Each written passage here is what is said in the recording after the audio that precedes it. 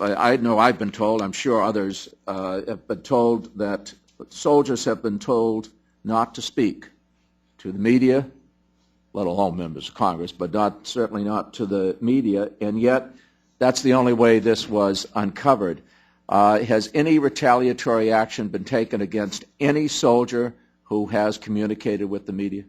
Not to my knowledge, Congressman, and I would not tolerate that in the command.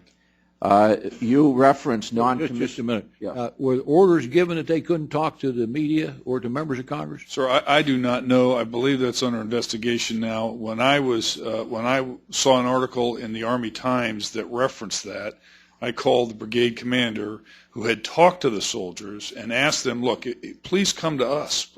We want to help you. If you've got issues, come to us. And he said he had not prohibited it. But I don't know that someone didn't talk to us. Let me make this clear. Yes, sir. Are you saying you told them don't go to the media, go to us? No, sir. I didn't say anything to the soldiers. I didn't say anything. I asked the brigade commander if he had talked to the soldiers, and he had. And his comment to them was to reassure them that he had an open door policy and that he would be willing to hear any of their issues. There was never a comment that I know of for sure, that the leadership knew of, that we told soldiers you can't go to the media. That's inappropriate in my opinion, and I think the chain of command would have... General, last night there was a soldier on the base and a person on television was trying to interview them. Another soldier came and said, you're not to be talking to the media, and took them away in front of the camera. So I don't know who that was.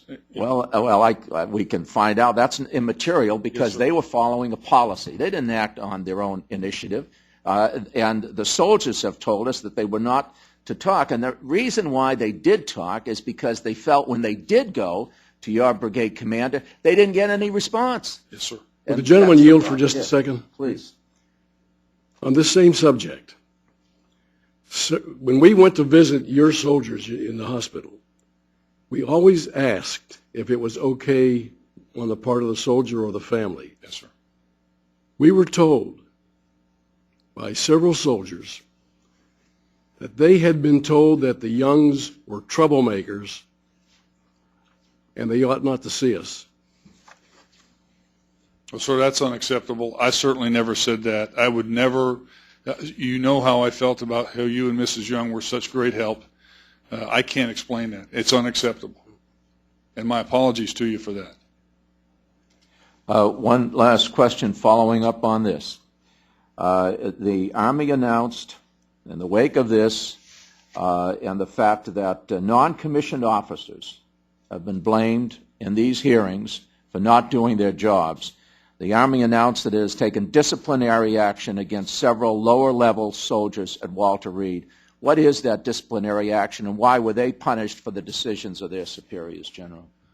Sir, as I understand it, General Waitman in the chain of command at Walter Reed relieved 2 first sergeants and a company commander, I can't remember if it was med-hold or med-holdover, for failing to inform the command, failing to care for the soldiers, and other issues. Now, I don't know anything more of the details. That is actually under a 15-6 investigation right now by investigating officer to the entire chain of command.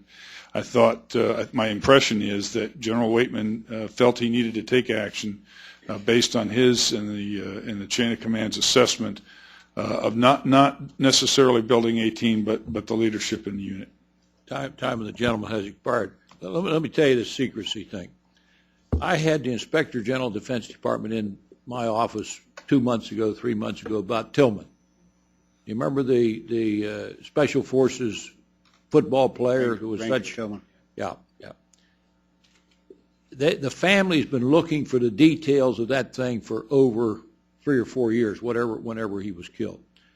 Zoe Lofgren, who just represents that family, said they still don't have the details. They told me months ago they would have the details of exactly what happened. Secrecy doesn't work.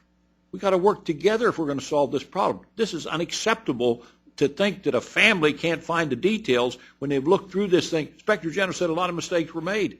And he said, we're going to tell them. I would hope, General, you would get to the Army Inspector General, tell him to release that information to the family. Sure, the Department of Defense Inspector General is the one that you're talking about. They are the ones that investigated this. I I was questioned by them, and my understanding is they are briefing their findings. Well, I just found this out today. I'll go back to them again and find out why it took 2 months to do something they said they were going to do right away. But this secret, what I'm getting at is the secrecy thing. Telling the soldiers not to talk to us, telling the soldiers not to come to the media.